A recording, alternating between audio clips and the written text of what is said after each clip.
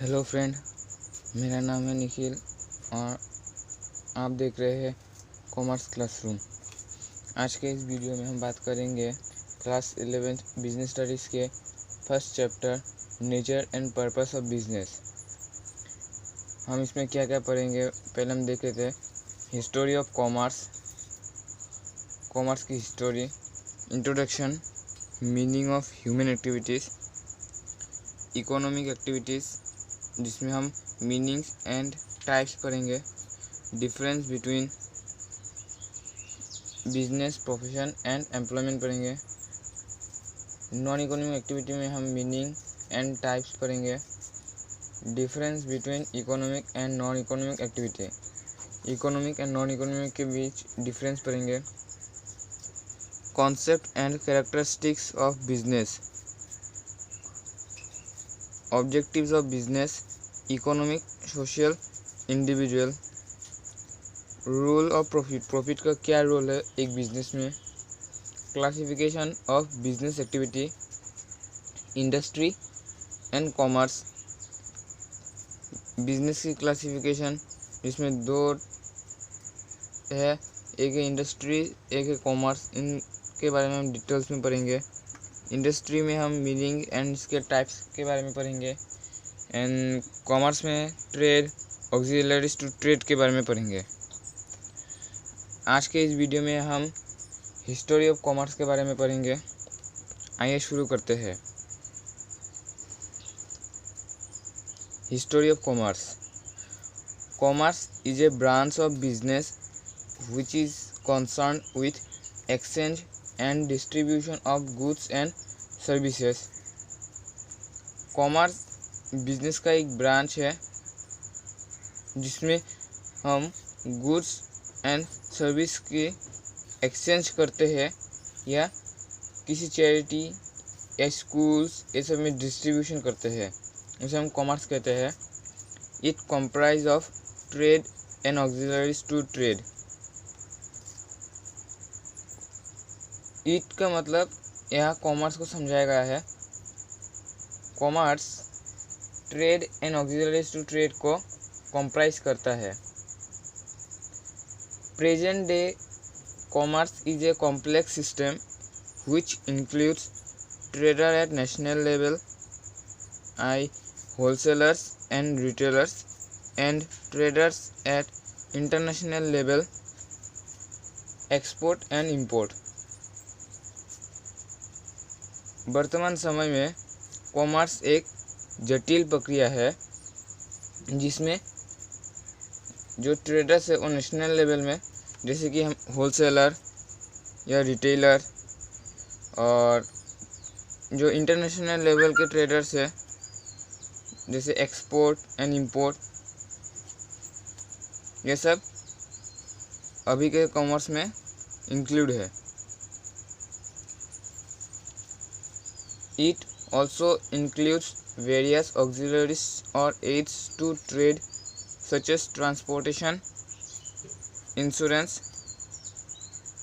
banking, communication, advertisement, etc। इन सब में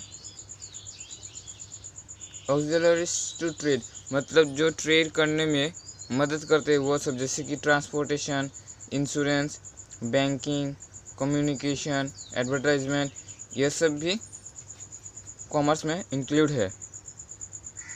the present system of commerce has not emerged overnight but it is the result of an evolutionary process.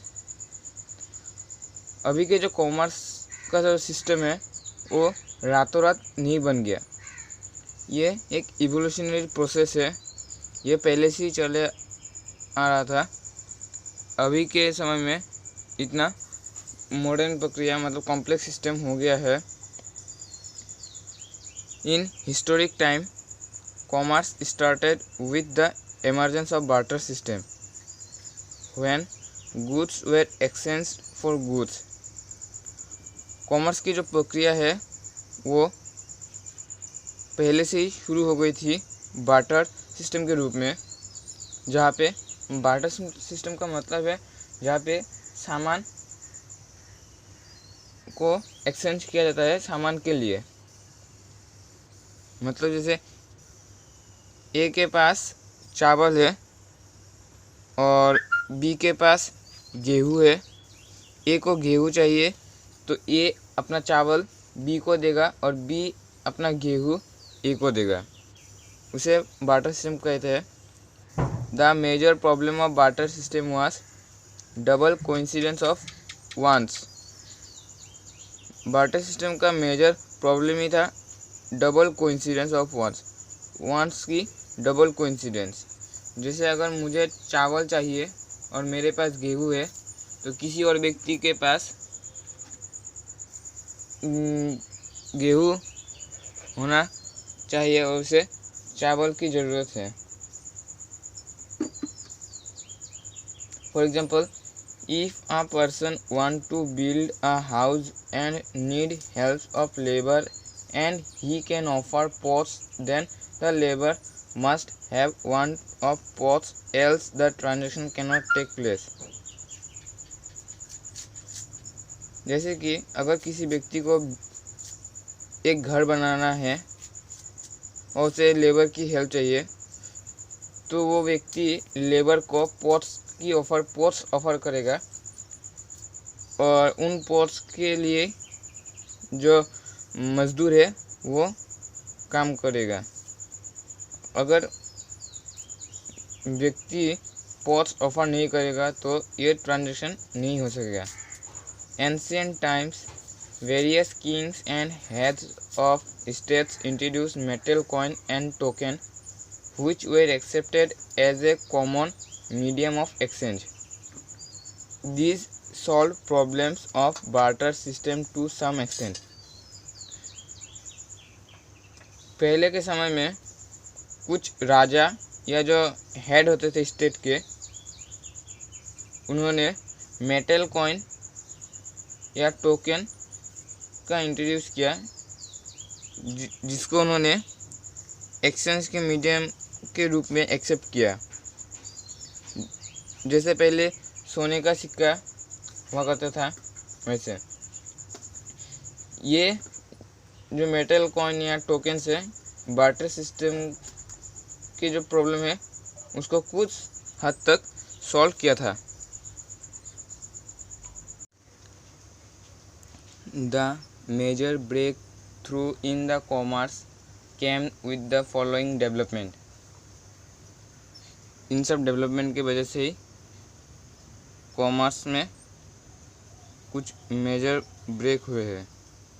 Indigenous banking system, rise of intermediaries, transport, trading communities and market corporation. पहले बात करते हैं indigenous banking system की। Indigenous bankers are private firms or individuals who operates as banks, receive deposits and give loans like banks. They are different from money lender as money lender only lends money. They do not accept deposits, but indigenous banks accept deposits as well as lends money.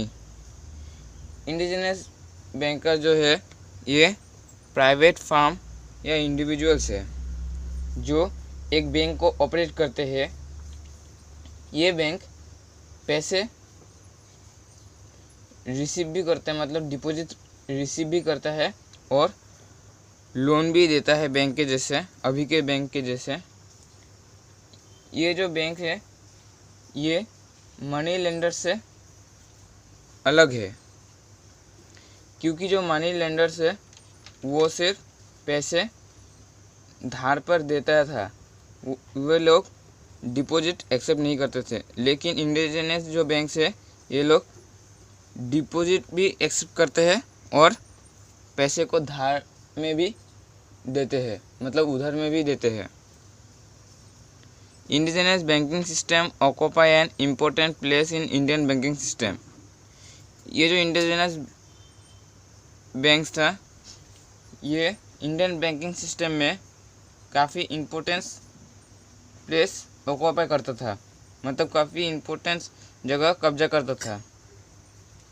The following are the significance of indigenous bankers. ये जो 3 point है ये indigenous bankers के significance थे। Credit to small traders को credit देना। Indigenous bankers advance loans to such small traders who generally fail to obtain credit from the modern banks. These bankers advance loans not only to the urban traders but rural traders as well. ये जो indigenous banks था ये उन small traders को loan advance में दिया करता था जो जनरली मॉडर्न बैंक से लोन प्राप्त करने में असमर्थ रहे। मतलब उन्हें लोन नहीं दिया गया, उन्हें इंडिजिनस बैंकर्स लोन देते थे। ये जो बैंकर्स है ये सिर्फ एडवांस लोन अर्बन ट्रेडर्स को ही नहीं रूरल ट्रेडर्स को भी दिया करते थे। Loans are advanced just on personal security. These bankers have personal contacts with their clients and they have full knowledge regarding their economic status. Bankers के पास personal contact with their client, मतलब client के साथ personal contact था and उनके जो जिनको उन्होंने क्रेडिट दिया है उनके इकोनॉमिक स्टेटस के बारे में भी पूरा नॉलेज था। Credit to agriculture. Indigenous bankers advance enough loans to small farmers. Indigenous bankers small farmers मतलब किसानों को भी लोन दिया करता था। Loans are advance to the farmers on simply pledging their crops.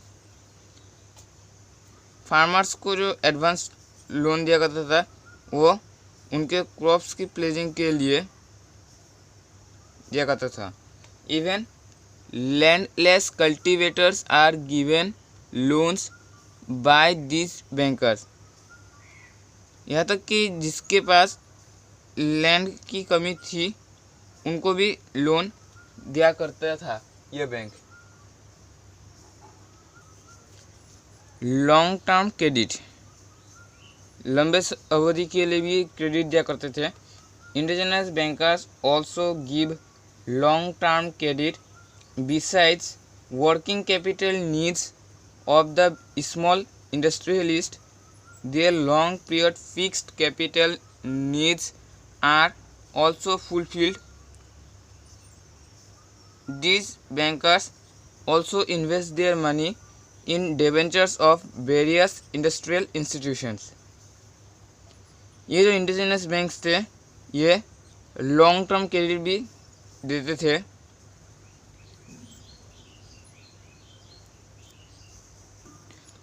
इसके अलावा जो स्मॉल इंडस्ट्रियलिस्ट की मतलब छोटे उद्योगपतियों की जो वर्किंग कैपिटल नीड्स थी उनके long term fix capital needs उनको भी ये बैंक फुलफिल करते थे। ये बैंकर्स अपने पैसे को वेरियस इंडस्ट्रियल इंस्टीट्यूशंस में डिवेंचर्स के रूप में इन्वेस्ट करते थे। According to the central banking inquiry committee, मतलब सेंट्रल बैंकिंग इंक्वायरी कमेटी के अनुसार indigenous bankers function as confident friends, philosophers and guides to their customers. ये जो इंडिजिनस बैंकर्स थे ये एक कॉन्फिडेंट फ्रेंड, फिलोसोफर और कस्टमर, उनके जो कस्टमर थे उनके गाइड्स के रूप में काम करते थे। defect of indigenous. Despite the notable merit of simplicity and elasticity, indigenous bankers have some defect as under.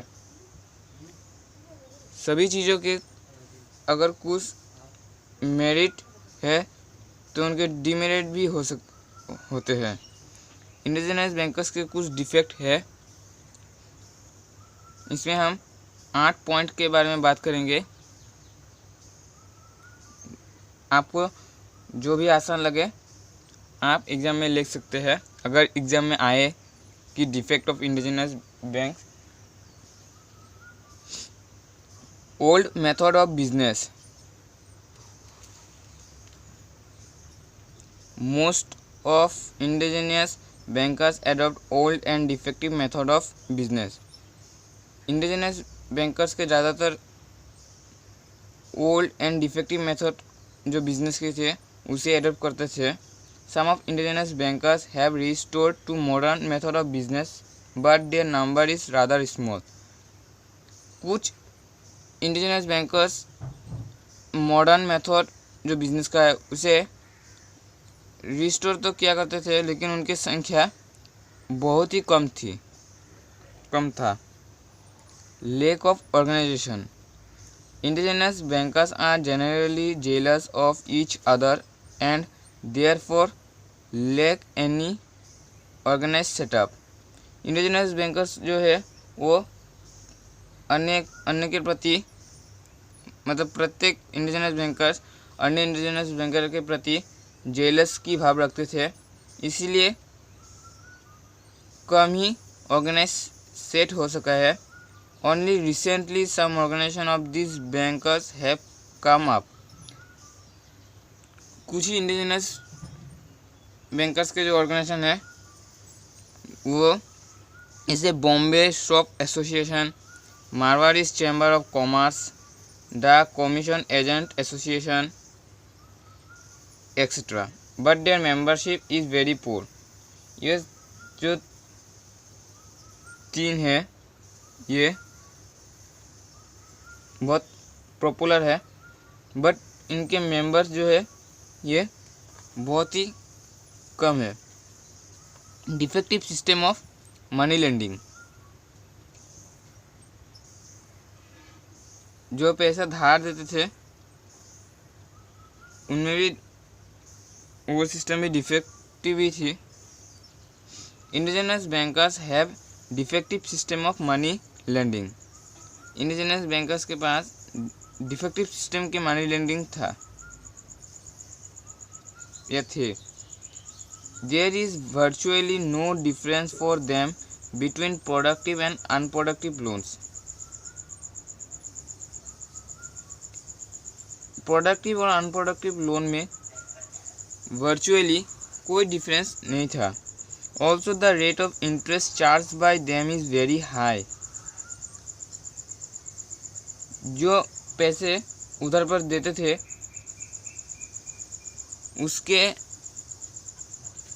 उसमें जो रेट ऑफ इंटरेस्ट चार्ज करते थे वो बहुत ही ज़्यादा थे। Some indigenous bankers use even unfair means to make money. कुछ इंडिजिनस बैंकर्स तो पैसे के लिए अनफेयर, मतलब जो लीगली नहीं है वो भी तरीका अपनाया करते थे। Banking and trading, besides banking activity the indigenous bankers to do various sorts of non banking activities. Banking activity के अलावा इंडिजिनस बैंकर्स कुछ नॉन बैंकिंग एक्टिविटी भी करते थे। Speculation is most unproductive of these non banking activities. Non banking activities में unbanking productive था speculation. Defective system of accounts, system of accounts of the indigenous bankers is very defective. इनकी जो accounts की system थी indigenous bankers की वो very defective था। Details of their account are always keeped as secret. उनके जो अकाउंट्स थे उन्हें सीक्रेट रखा करते थे। दे आर नेवर पब्लिश्ड, उन्हें पब्लिश नहीं किया करते थे। Audit of account is totally unknown to them. Account की जो ऑडिट थी वो पूरी तरह से अननोन थी उनके लिए। That is why these banks do not get any assistance from reserve bank. इसीलिए रिजर्व बैंक से उन्हें कोई भी असिस्टेंस यानी मदद नहीं मिलता था। Fraud, these bankers sometimes use fraudulent means। ये बैंकर्स फ्रॉडुलेंट मतलब फ्रॉड भी किया करते थे। Their rural customers are mostly illiterate and indigenous bankers do not hesitate in cheating them by way of various deductions at the times of achieving loans, recording inflated amount of loan, not issuing receipt of repayment of loan, etc. गांव के जो लोग थे ज़्यादातर illiterate थे और इसीलिए indigenous bankers को उन लोगों से चीटिंग करने में आसानी होती थी या होता था। वो लोग तरह तरह के आइडियाज़ मतलब आइडियाज़ करते थे कैसे हम लोग चीटिंग करें। जैसे various deduction at the time of advancing loan. जब वो लोग एडवांस लोन दिया करते थे उसमें डिडक्शन थे। recording inflated amount of loan, not issuing receipt of repayment of loan। कि लोन का जब रिपेमेंट लोग करते थे उनको कोई भी रिसिप्ट इशू नहीं करते थे। जैसे अभी अगर हम लोन की रिपेमेंट करें बैंक में, बैंक हमें रिसिप्ट देते हैं जिससे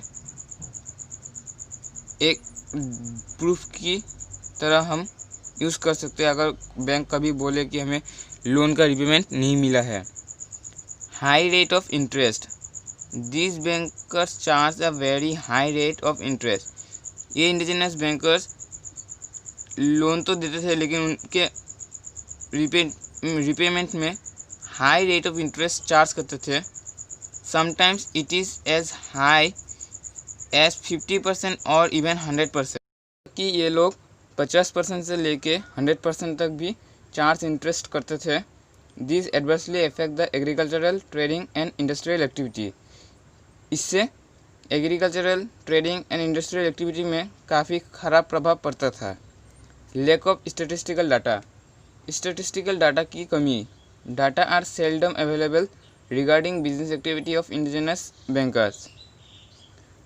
इंडिजिनस बैंकर्स के जो बिजनेस एक्टिविटी थी उनके रिगार्डिंग जो डाटा था वो सेल्डमली अवेलेबल था। आज तक के लिए इतना ही। अगर वीडियो पसंद आए तो लाइक एंड शेयर करें और ऐसे ही और वीडियो देखने के लिए सब्सक्राइब करें।